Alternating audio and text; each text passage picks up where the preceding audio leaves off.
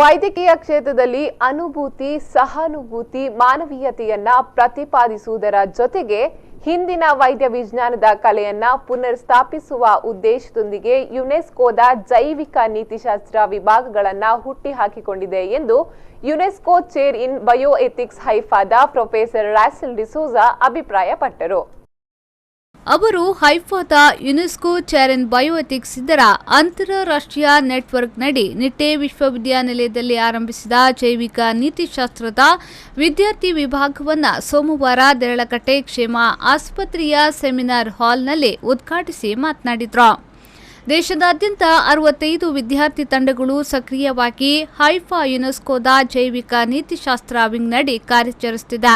80% 90 ವಿದ್ಯಾರ್ಥಿಗಳು ಜನರ ರಕ್ಷಣೆ, ಆರೈಕೆ ಜವಾಬ್ದಾರಿಯನ್ನ ಮನದಲ್ಲಿಟ್ಟುಕೊಂಡು ವೈದ್ಯಕೀಯ ಕ್ಷೇತ್ರಕ್ಕೆ ಕಾಲಿಡುತ್ತಾರೆ.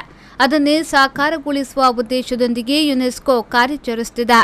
ಕೇರಳ ಭಾಗದಲ್ಲಿ ಹಿಂದಿನ ಆರೋಗ್ಯ ನೀತಿಗಳು ಈಗಲೂ ಪಾಲನೆಯಾಗುತ್ತಿದೆ. ಇದರೆಡೆ ಇದನ್ನು ಪಾಲನೆ ಮಾಡುವ ಉದ್ದೇಶದ ಜೊತೆಗೆ ವೈದ್ಯ ಮತ್ತು ರೋಗಿ ಜೊತೆಗಿನ ಸಂಬಂಧ, ಮಾನವೀಯತೆ, ಸಹಾನುಭೂತಿಯ ಮನೋಭಾವ ಹಾಗೂ ವೈಜ್ಞಾನಿಕ ಜ್ಞಾನವನ್ನು ವೃದ್ಧಿಸಿಕೊಂಡು ಭರವಸೆಯ ವೈದ್ಯ ವೃತ್ತಿಯಲ್ಲಿ ಮುಂದುವರಿಯಲು ಯುನೆಸ್ಕೋ ವಿಂಗ್ ಸಹಕಾರಿಯಾಗಲಿದೆ. ದೇಶದಾದ್ಯಂತ ಸಮಾವೇಶದಲ್ಲಿ ಭಾಗವಹಿಸುವ ಮೂಲಕ ಜ್ಞಾನವನ್ನು ವೃದ್ಧಿಸುವುದರೊಂದಿಗೆ ಗ್ರಾಮೀಣ ಭಾಗದ ಜನರಿಗೆ ಬೇಕಾದ ರೀತಿಯಲ್ಲಿ ಚಿಕಿತ್ಸೆಯ ಸವಲತ್ತುಗಳನ್ನು ಒದಗಿಸಲು ಸಾಧ್ಯ ಎಂದರು.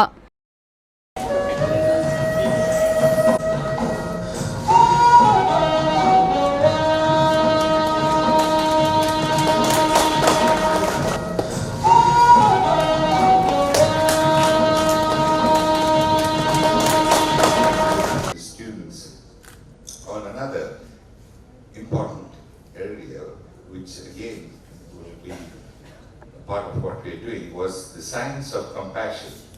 I don't know if you remember, I spoke to your students.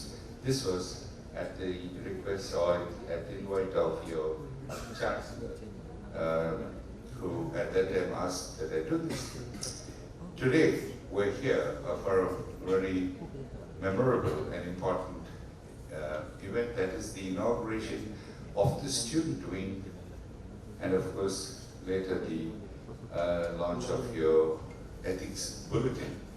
Now the student wing, as you all know, we have brought ethics, bioethics into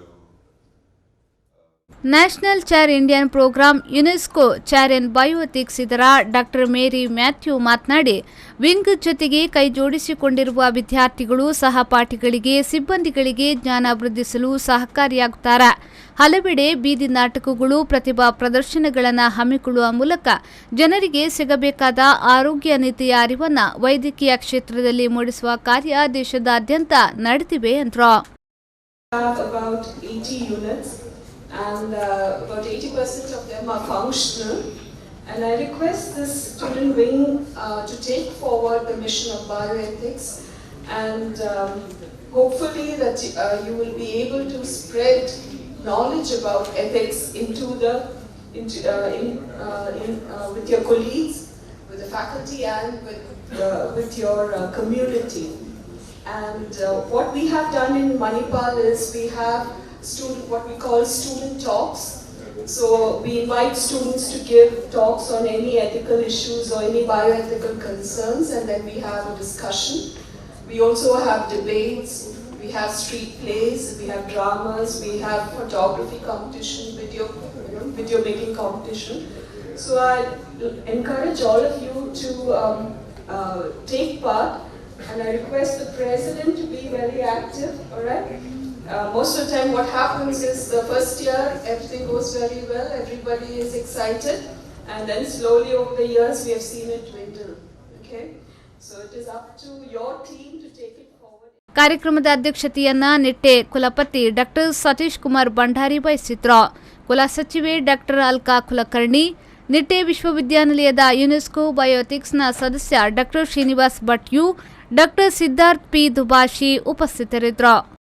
Arif Kalkatta, ವಿ4 ನ್ಯೂಸ್ 24/7 ದೇರಳಕಟ್ಟೆ.